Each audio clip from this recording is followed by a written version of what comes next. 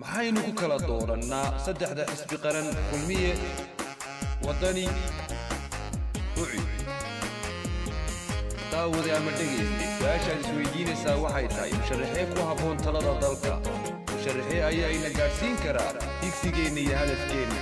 musharaxee baa fulin karaa ballanqaadkiisa siyaasiga ah isbeddelka inoo muuqda musharaxee inugu dhoweyn karaa musharaxee wax ka qaban karaa shaqo la'aanta baahsan qabyaaladda أبين عطاك وعن أنتي ضمير فكاك مقن وحد هاي ستاكرون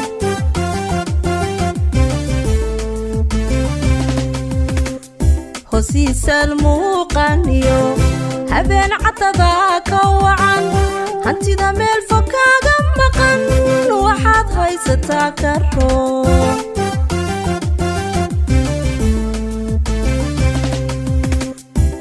tiirka labaad ee barnaamij siyaasadeedka xisbiga kulmiye 2017 ilaa 2022 waa amniga iyo nabadgelyada xisbiga kulmiye waxa uu xoogga saari doonaa xoojinta iyo casriyeynta ciidanka booliska sirdoonka iyo asluubta qaybahooda kala duwan iyo dhammaan hay'adaha amniga xisbiga kulmiye waxa uu ahmiyad weyn siin doonaa ilaalinta amniga qofeed hantiyeed iyo ka mujtamac ahaaneed si loo sugo xuquuqda amni ee uu dastuurku muwaadin kasta u damaanad qaaday xisbiga kulmiye waxa uu aaminsan yahay in jiritaanka qaranka uu saldhig u yahay wadajir midnimo wadatashi iyo isu tanaasul laga kasbaday waayo aragnimo iyo dhaxal ka soo jeeda sooyaalka ummadda ayna ku suntan yihiin cuqaasha dalku sidaa darteed waxa uu xisbiga kulmiye kor u qaadi doonaa tayada iyo aqoonta cuqaasha waxaanu duba eegis ku samayn doonaa mushaharaadka ay qaataan xisbiga kulmiye waxa uu xoojin doonaa xuduudda amni ee ciidanka qaranka si looga hortago khatar kasta oo ka iman karta dalka dibaddiisa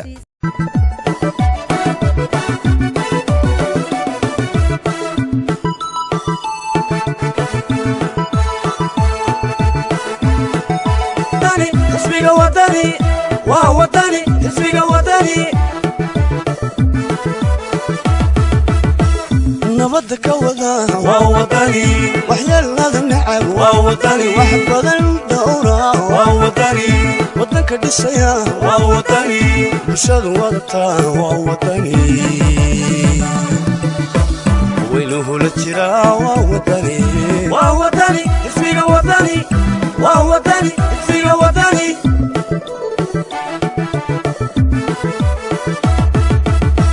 نبض كوضا ووطني وحيال النعم ووطني وحب diiradda saari doona sidii loo horumariyo waxbarashada caafimaadka shaqada iyo shaqaalaha dhowrista deegaanka horumarinta reer miyiga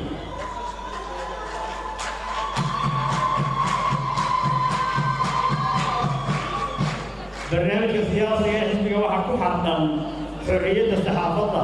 iyo dhowrista xuquuqul insaanka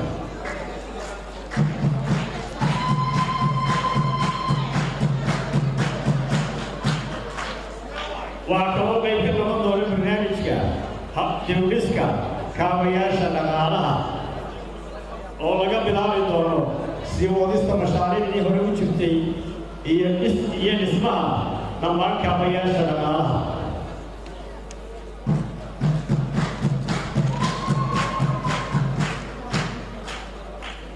waxaan hore u jirin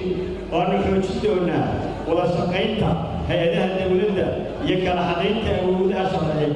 iyo isku xidhkooda waxaa dib loo eegi doonaa dastuurka qaranka jamhuuriyadda somalilan si uu ula hadla qaado baahiyaha ummadda dastuurka barnaamijka siyaasiga ahi wuxuu ku salaysan yahay saami qaybsi ku dhisan cadaalad ee nidaamka siyaasadda iyo khayraadka dabiiciga iyo isu soo jeedinta quluubta shacbiga reer somalilan وعد ويدوركني وعد بالغو دوكسدا وعد بالغو ديرسدا وعد بالغو دداليسه أخويان كاغا دورو ددوينو عد كاغا سي تدوينو عد كاغا سي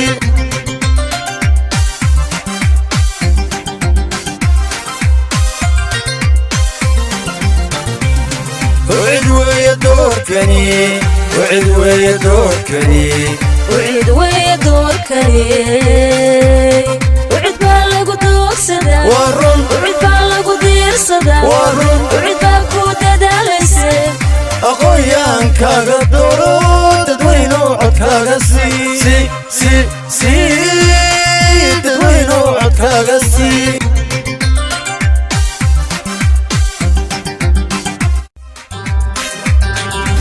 وعد ويا دوركني وعد ويا دوركني وعد ويا دوركني. بسم الله الرحمن الرحيم الحمد لله رب العالمين والصلاة على سيدنا محمد صلى الله عليه وسلم. waxaan jeclahay halkan inaan ka muujiyo dhowr qodob oo xambaarsan muujinaya political programkeyga oo manifestada aan doorashada ku gelin. waxbarashada maanta waxa weeye waxay noqonay class society laba mujtamac ka noqonay mujtamac faqiirina oo geynaya iskuulada dawladdu gacanta ku haysa. waxaanu jecelahay inaanu kalaaska baabino mujtamaca kala go'an ee laba dabaqadood inaanu qof kastoo reer Somaliland billahi kariim inaanu amba ahaado meesha doonaa ku noolaade fiican kasta ku noolaade inuu u helo xuquuq siman waxbarashada basic service caafimaadka la jira maanta ma caafimaad beenaysan afar ma haysan dadkeen maanta simple wax u dhimanayaan wax yaro case yar u dhimanayaan dadkeen wax haystay waxay daaseen ka tabaqada hoose waxay tagtaa Addis Ababa kuwii kasta Kenya waxay tagaan Malaysia India Imaaraadka kii aan waxaysnaa sariirta ku dul dhintaa waqti maanta dalkeena Hargeysa la isku yimid waxaan maqli jiray adoore Muuse laga daara maanta Hargeysa adoore laga daara Soomaaliya waxaan doonaynaa waan gaadajinayna insha Allah taala waxaan doonaynaa in grassroots aan baaw ka siino dhaqaalaha iyo taladaba min gobol magaalo district ila tuulada oo ay ka timaado taladu xagga hoose ka timaado oo dusha timaado oo qofka tuulada jooga oo cod ku yeesho go'aanka dawladda dhexe ka soo baxay waxaan ku soo celinaa in degmo kastaba ay yeelato leesankeeda la baxda leesankan maanta baacmijariga ee loo soo doonanayo Hargeysa ee sidii baasaboorkan u doonan jirnay xamar iyo tiiba la joojinay maanta waa ogtihiin waxaan ku jirnaa go'doon dhaqaale iyo on siyaasadeed aan waxbarasho dhinac kastaba waxaan doonaynaa anagu haddaan u cidnahay waxaan sameynay waxa la yidhaha concept la yidhaha two state solution road map baan sameynay 2019 haddii la yidhaha inaan Soomaaliya kala baxnaa maanta waa ogtiin dalkeena siyaasad dhaqaale ma jirto dhaqaalo kordhay ma jiro marka la eego adduunkii inaga saddex wadan oo ku jirnaa adduunka ugu faqiirsan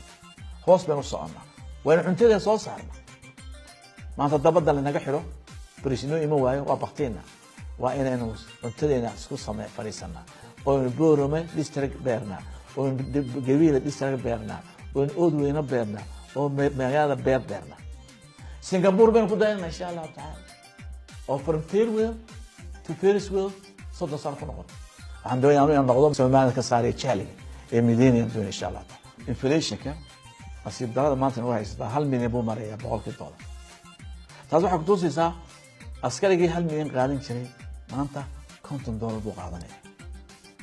$50 wuxuu tariyaa askariga wayna kala xadeynaa